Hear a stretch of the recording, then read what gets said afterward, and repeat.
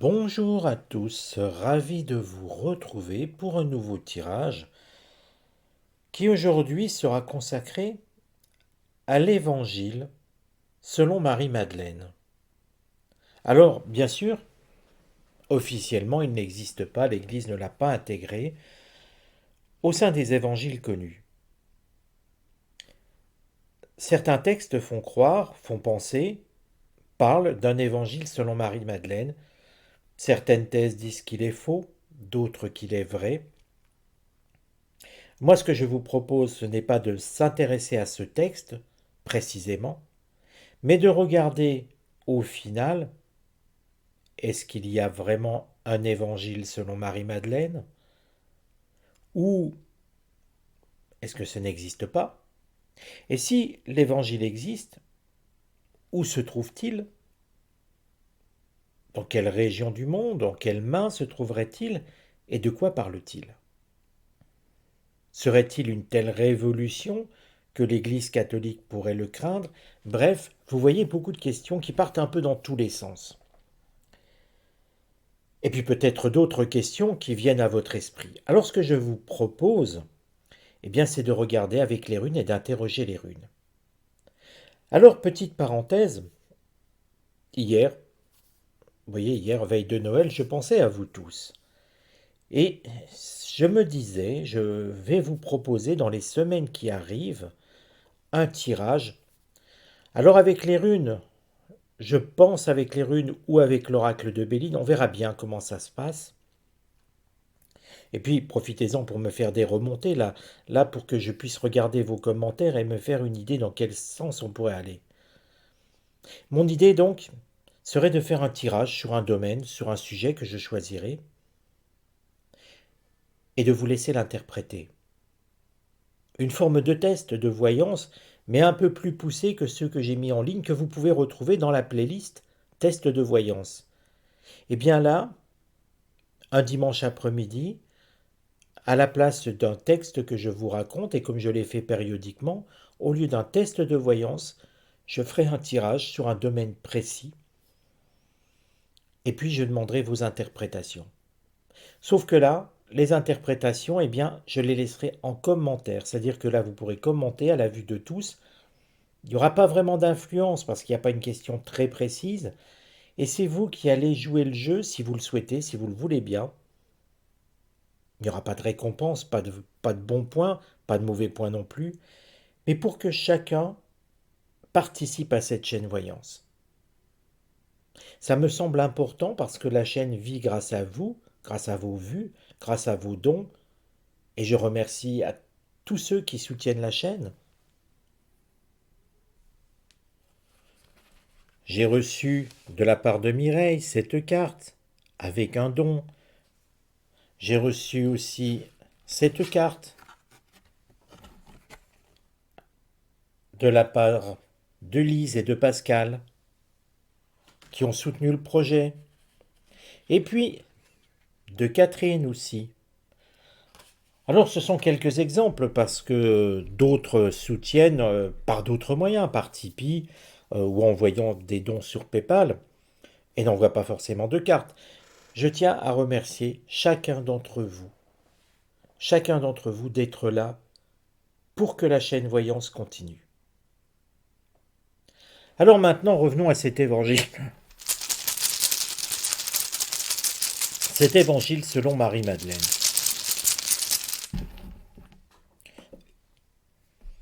Et la question que je vais poser aux runes, elle va être formulée ainsi.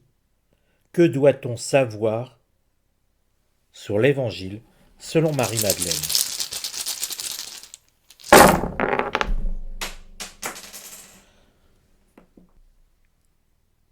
Alors la formulation me semble appropriée, tout simplement parce que ça offre le fait que peut-être ne devons-nous rien savoir pour notre bien.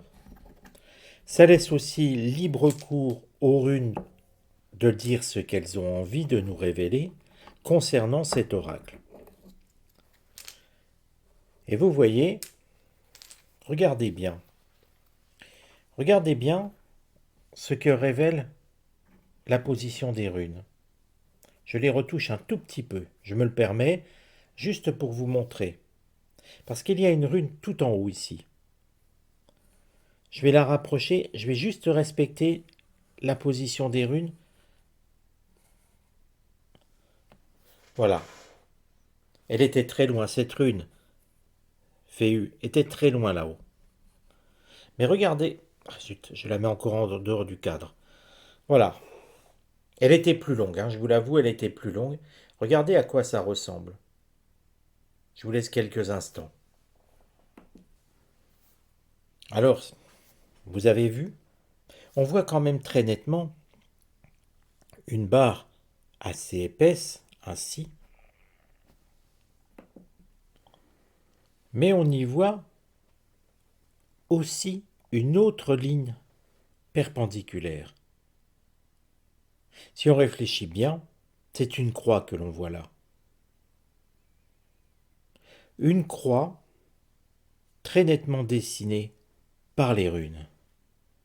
Alors oui, me direz-vous, la croix n'est pas dans le bon sens, et c'est vrai. La croix, elle n'est pas totalement inversée, mais elle s'inverse. Regardez, on pourrait dire qu'elle a débuté comme ça et qu'elle commence à pivoter sur l'axe en plus. Nous sommes bien sur l'axe du Soleil. Alors, une croix qui s'inverse comme ça, elle nous montre deux choses. La croix inversée, c'est un symbole d'humilité, comme la mort de Pierre qui avait voulu être crucifié à l'envers pour donner de l'humilité à son geste. Mais il y a aussi quelque part l'idée d'une rébellion. C'est ceux qui refusent de plier, ceux qui refusent de mettre un genou à terre et qui revendiquent leur rébellion. Par rapport aux événements actuels, parce que c'est un message pour les événements actuels, l'Église catholique, depuis plusieurs années, on ne l'entendait plus guère, il faut bien quand même le dire. Mais face à tout ce qui nous entoure, à toutes ces contraintes qui veulent finalement l'étouffer, on n'a plus le droit d'avoir des crèches alors que nous sommes en terre chrétienne. Il n'y a pas de mal à avoir une crèche qui est un symbole religieux mais aussi païen, il faut voir les deux aspects. Et puis c'est un symbole festif aussi, il n'y a pas besoin d'être croyant pour avoir envie de fêter Noël. Là, quelque part, on a l'impression que le monde chrétien se relève, se relève et refuse de mettre un genou à terre. Le monde chrétien, que l'on voit qui pivote et qui redresse quelque chose, c'est l'idée d'un monde chrétien qui va entrer en résistance. C'est le monde chrétien qui refuse de plier genou face, quelque part, à sa tradition, à ses origines. Et que l'on soit chrétien, croyant, pratiquant, ou simplement que l'on se sente concerné par un mode de civilisation, c'est tout un ensemble qui est en train de changer. Et vous voyez que quelque part, je n'ai pas interrogé dans ce sens. Mais c'est aussi le message de cet évangile selon Marie-Madeleine. Se pourrait-il que ce message nous annonce d'autres choses? Un texte peut-être sur notre futur? On va bien voir, on va commencer l'interprétation et je vais le faire dans ce sens. Ici, remonter. D'habitude, c'est vrai que je le fais dans ce tournant. Je vous avoue que j'hésite encore.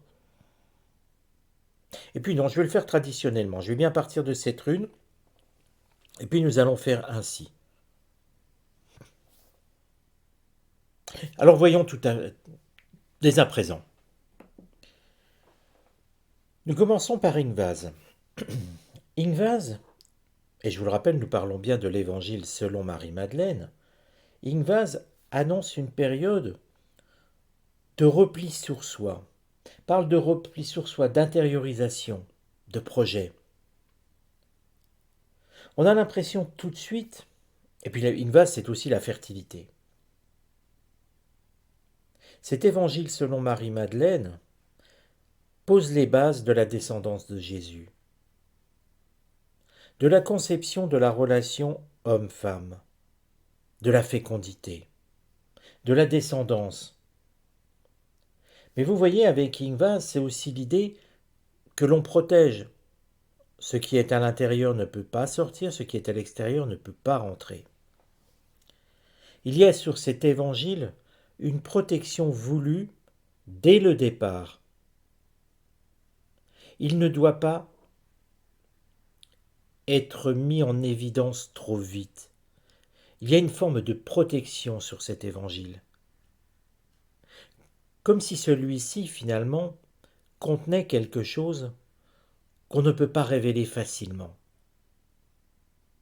Alors c'est étrange parce que tous les évangiles parlent plus ou moins de la vie de Jésus, d'expériences personnelles, de points de vue personnels, si j'ose dire ça, vraiment d'un point de vue totalement extérieur, si on se permet d'analyser comme ça les choses. Là, c'est tout à fait autre chose. On sent que cet évangile ne part pas dans les mêmes idées, ne parle pas de la même chose. Il est un enseignement, mais un enseignement plus profond. Et presque un enseignement qui ne doit pas être délivré trop vite. Et quelque part, il doit rester dissimulé. C'est vraiment l'idée dès le départ. Avec Raido, ici, il doit suivre son chemin. L'être humain doit suivre son chemin. Et c'est aussi l'idée que la descendance de Jésus doit suivre son chemin, au final, avant que cet évangile soit révélé. Une petite réflexion toute simple. Si cet évangile doit être révélé quand la descendance de Jésus aura suivi son chemin, on pourrait tout à fait le comprendre que cet évangile n'est pas perdu. Au contraire, bien au contraire, il serait gardé et il y aurait l'idée d'un moment clé pour le dévoiler. Ce qui semblerait dire aussi que peut-être cet évangile aurait une destinée tout à fait particulière.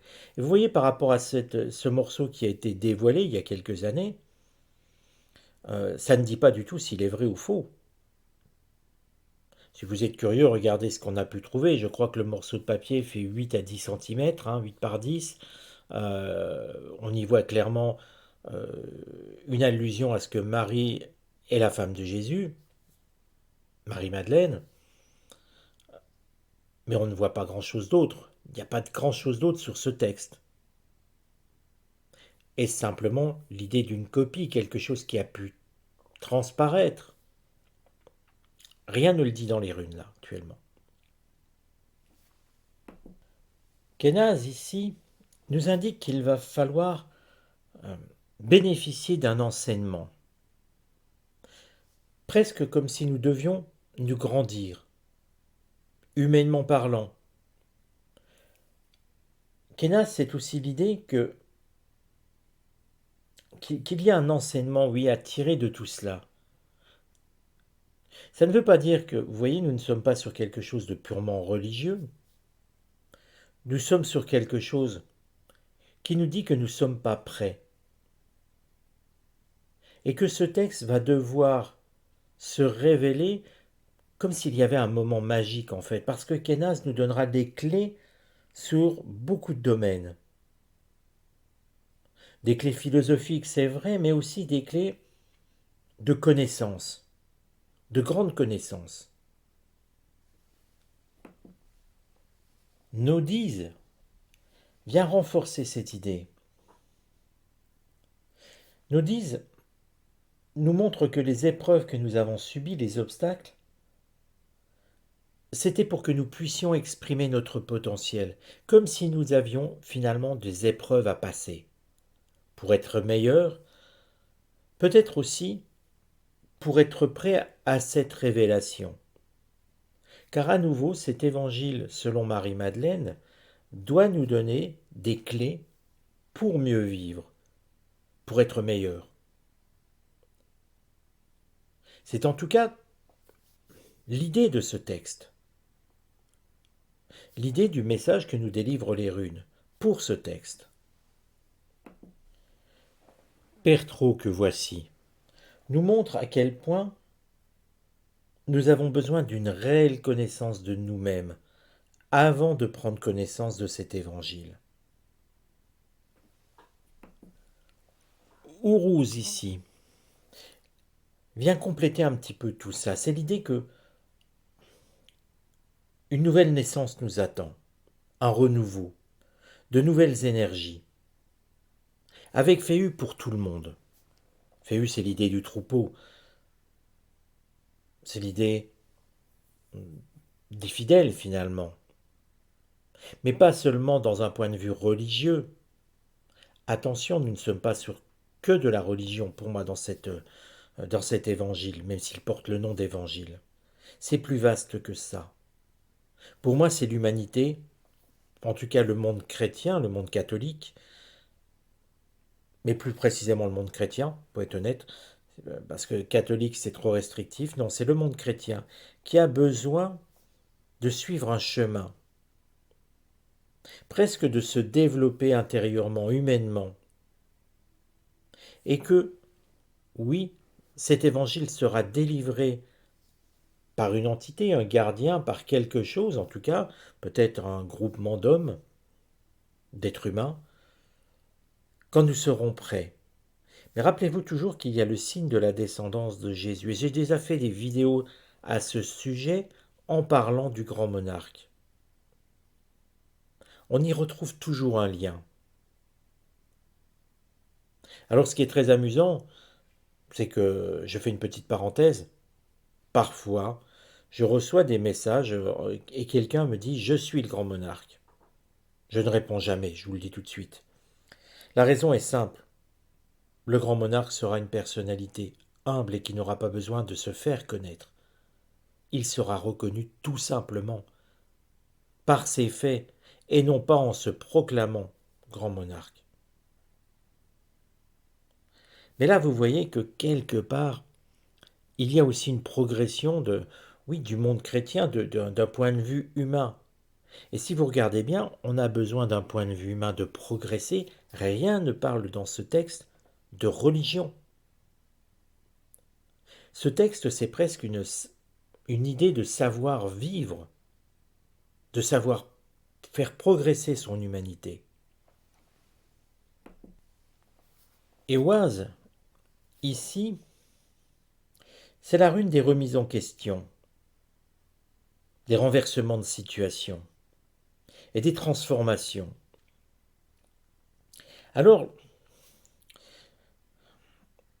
quand on voit ça, sur cette première partie, j'avais l'impression que finalement, le message de Marie-Madeleine n'était pas un message propice à l'Église telle que nous la connaissons. Elle est en train de nous délivrer un message comme quoi, finalement, Dieu est autour de nous et non pas dans un lieu particulier. Que nous pouvons trouver notre chemin non pas à l'Église, mais autour de nous. Autour de nous en étant humains, en tendant la main à celui qui veut la prendre. Mais attention, ne vous y trompez pas. Avec Éoise, elle nous signifie bien que quelque chose va renverser la situation. Et que vous voyez, je vous reviens à cette croix qui finalement est en train de se regresser par refus de plier le genou, de se soumettre. C'est un tout qui arrive. Et regardez, finalement, pour qu'elle soit totalement renversée, la croix, elle devrait être ici. Pourrions-nous, à l'échelle d'une journée, nous dire que nous sommes à 5 minutes du renversement final? Attention, à l'échelle de l'humanité, c'est un petit peu long, un petit peu plus long. Mais si on prend le temps de réfléchir, la chrétienté, puisque nous parlons de religion quand même à la base, hein, l'évangile selon Marie-Madeleine, aurait environ 2000 ans. J'arrondis involontairement. Si nous considérons que ceci représente un cadran, avec peut-être l'échelle du temps, 24 heures, et que ici, nous avons 3-4 minutes, nous serions à quelques dizaines d'années, grand maximum, d'une suprématie finalement du monde chrétien,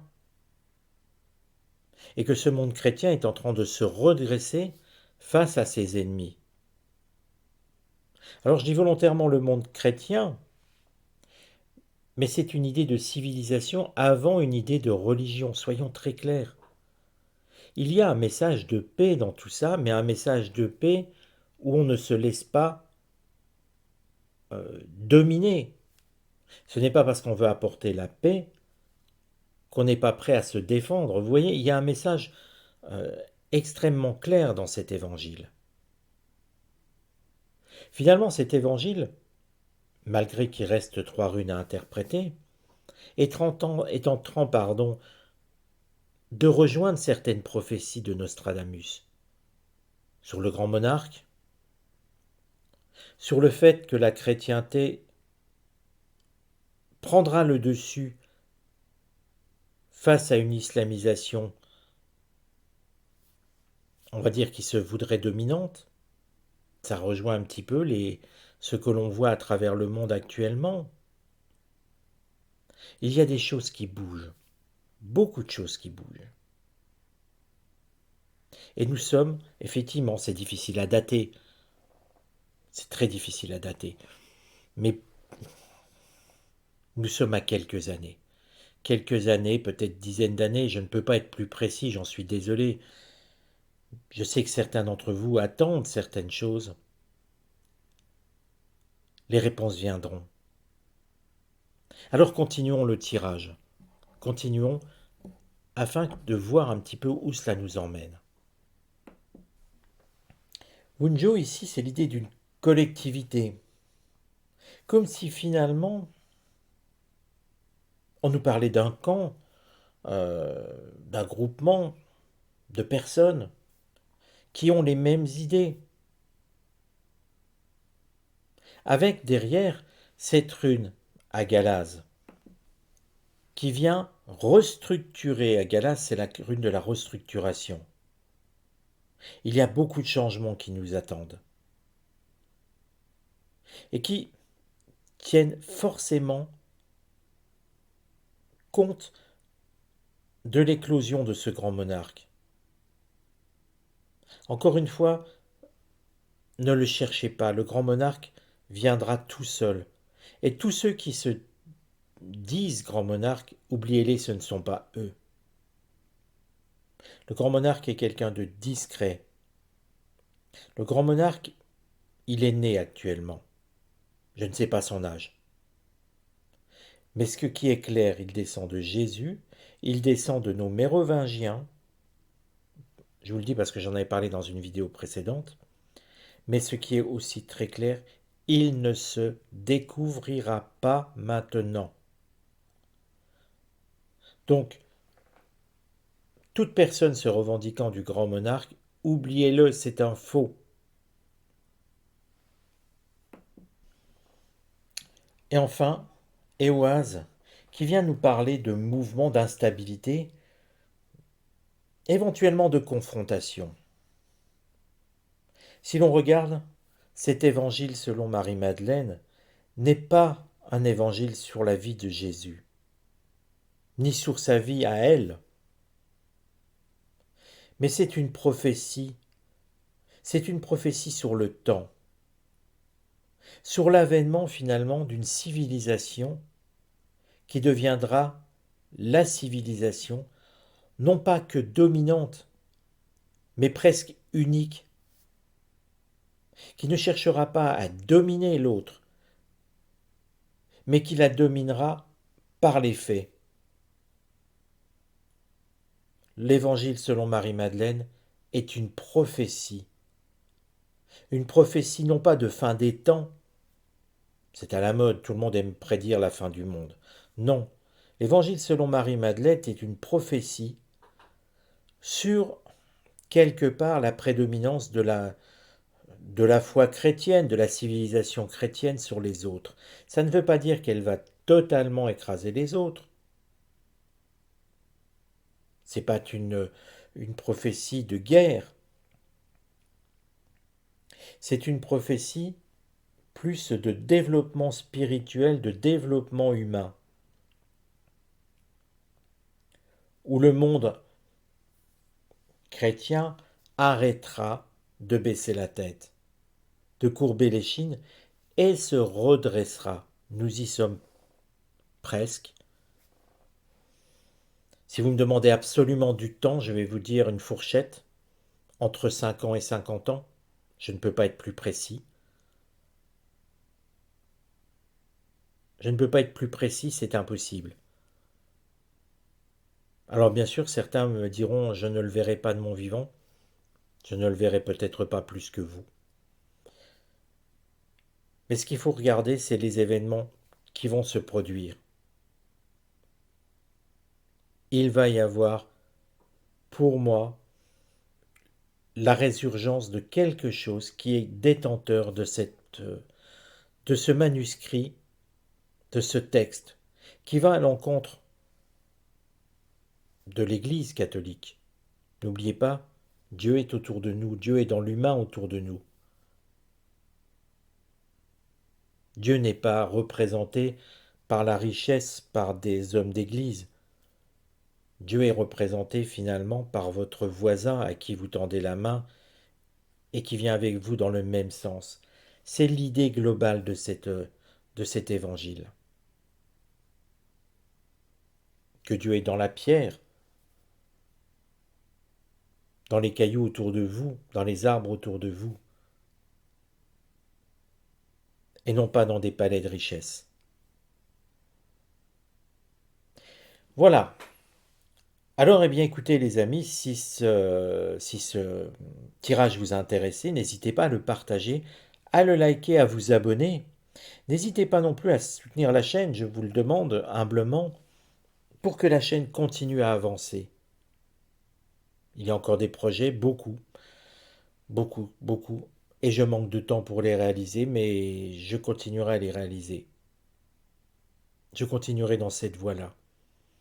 La chaîne va continuer sur 2024 en essayant d'être plus performante sur la qualité des vidéos aussi, pour mener à bien le projet, sur les formations vidéo, sur les formations de voyance, pardon, sur la création d'un jeu, je vous l'ai dit, sur la création d'un oracle. Il y a beaucoup de projets en route, j'y travaille chaque jour, c'est long, mais il faut avancer. Je vous dis à très bientôt les amis.